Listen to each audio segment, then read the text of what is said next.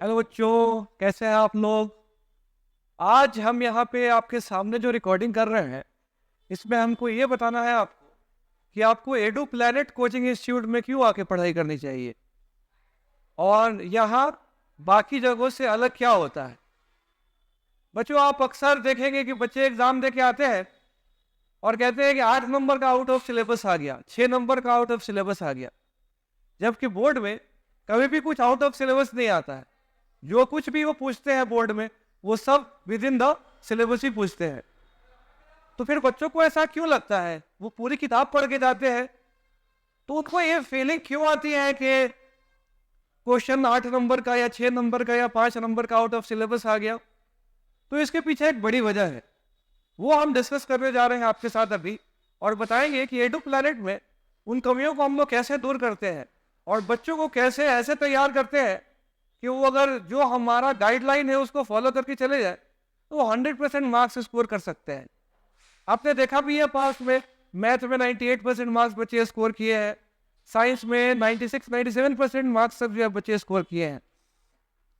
तो मैं आपको एक एग्जांपल के जरिए इस चीज को समझाता हूँ। जैसे ये आप देखेंगे, आपकी एनसीईआरटी टेक्स्ट बुक है, उसकी पीडीएफ फाइल है, और अभी आपको समझाने के लिए मैं एक छोटा सा एग्जांपल लेता हूं। यह आपकी किताब का एक्टिविटी 1.2 है, पहले चैप्टर का दूसरा एक्टिविटी।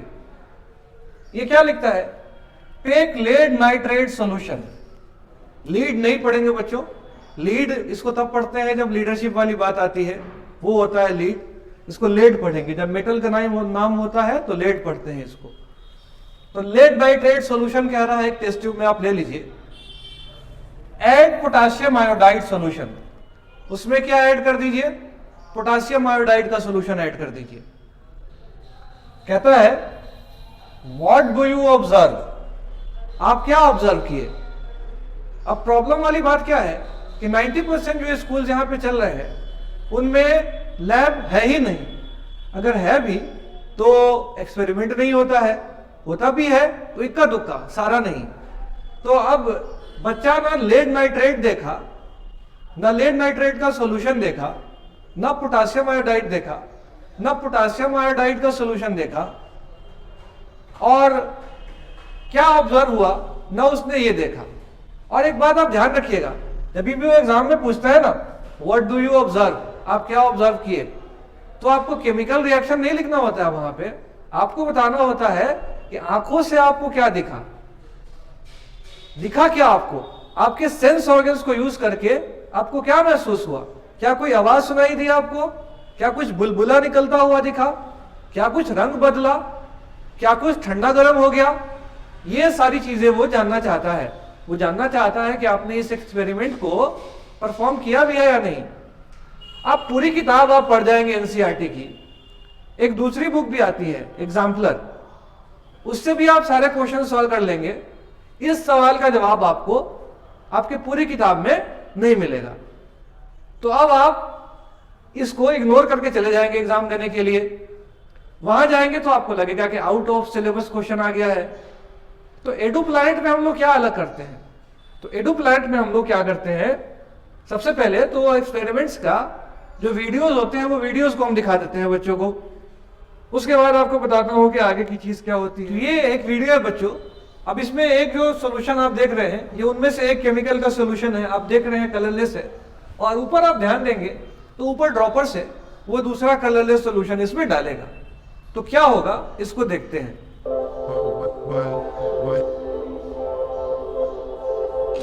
ये है वो मैजिक, ये है वो जादू जो आपको दिखाना चाह रहा है एनसीईआरटी, और आप देखने के लिए तैयार नहीं है। आपने देखा कि कैसे दो कलरलेस सोल्यूशन को डालने से ये बिल्कुल पीला रंग का सॉल्यूशन यहाँ पे आ गया, और वो पीला रंग लेड आयोडाइड है। तो इस एक्सपेरिमेंट के बारे में अब आपको ये ख्याल आएगा, एक बार देख लिए एग्जाम तक याद रहेगा या नहीं रहेगा। तो हमने अपने साइंटिफिक अप्रोच से, जो हम लोग पढ़ाने का अप्रोच अपनाते हैं वो बड़ा साइंटिफिक अप्रोच होता है, वेल प्रूवन इंटरनेशनल। हमारा नोट्स है ये बच्चों को, ये 15 पेज का नोट्स है, आप यहाँ देख सकते हैं। इनफैक्ट इस साल तो और छोटा कर दिया है, इसको 12 पेजेस में कर दिया है। तो बच्चों को ये नोट प्रिंटेड फॉर्म में जो है मिलता है कोचिंग से, फ्री ऑफ कॉस्ट, कोई उसके लिए एक्स्ट्रा पैसा नहीं लिया जाता है। जो मामूली सी कोचिंग की फी है उसी में हम ज्यादा से ज्यादा रिसोर्सेज प्रोवाइड करने की कोशिश करते हैं कि नोट्स में आपको एक एक चीज मिल जाती है, ये पाउडर वो पाउडर, कलरलेस सॉल्यूशन, और डालने से एक ऐसा येलो कलर का सॉल्यूशन आ गया।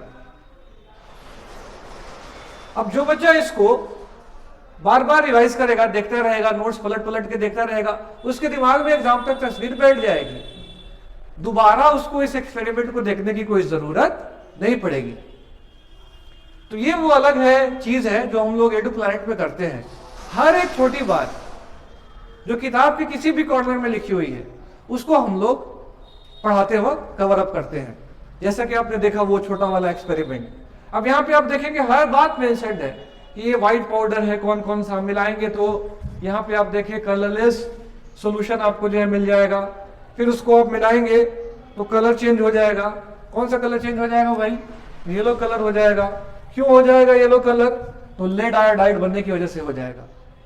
अच्छा बच्चों, जब आप अपनी टेक्स्ट बुक को पढ़ेंगे तो आप देखेंगे एक जगह आपको पढ़ना है कलर चेंज का एग्जाम्पल, ऐसा केमिकल रिएक्शन जिसमें कलर चेंज हो रहा हो, तो ये रिएक्शन उसमें भी फिट बैठ जाएगा।